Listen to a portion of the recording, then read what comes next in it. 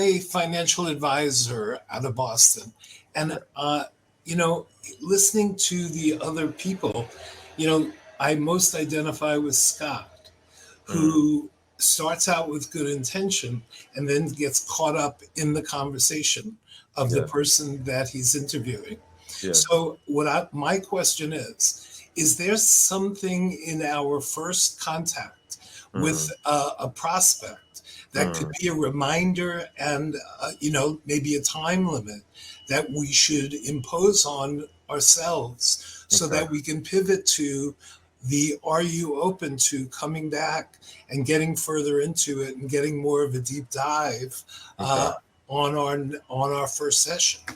So let's say you're having a first conversation with somebody, and what you asked me there is what can trigger me to shift into this mode so I don't go too far down the road and it's too late. Instead of getting caught up, because when I identify with Scott, you start out by, having, a kind of proposal in your head, a kind of way to conduct the interview. And now you're listening to the responses and getting drawn in.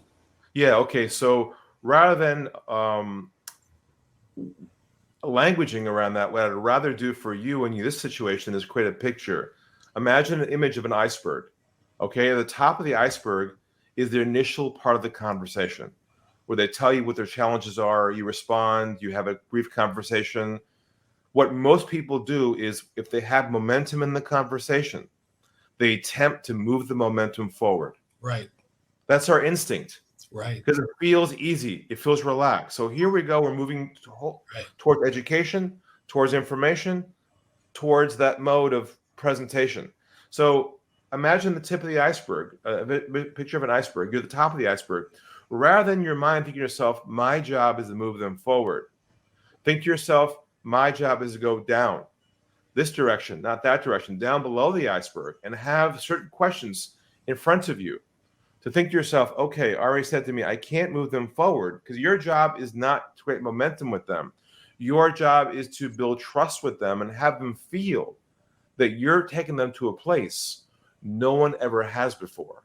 Right. And that is deep dive into their world. So if you have this set of questions in front of you right from the beginning, and the way you start the conversation is this one, which is, if it's okay with you, can we take a step back for a moment?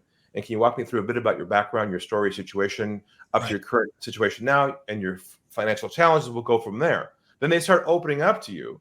And once they start giving you a couple of challenges, rather than attempting to either ask them fact-finding questions or give them information to solve it, you just take them right down that iceberg with the questions I think I may have given some earlier around, tell me more about that. How long has that been an issue for? Right. Can you show me some examples of what you tried so far?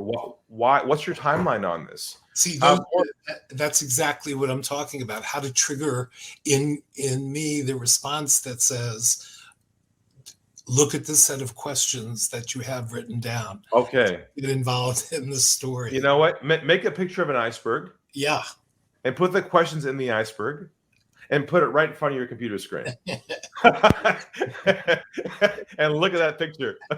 That's the only, because we see pictures in our minds when we hear words. I think it's a great idea because for me, it's really about trying to keep it to 5 minutes right now, and then getting a commitment to go into a deeper dive. And so that works. That works in my head. Thank you so much. Thanks for coming on. Thank you, Ari.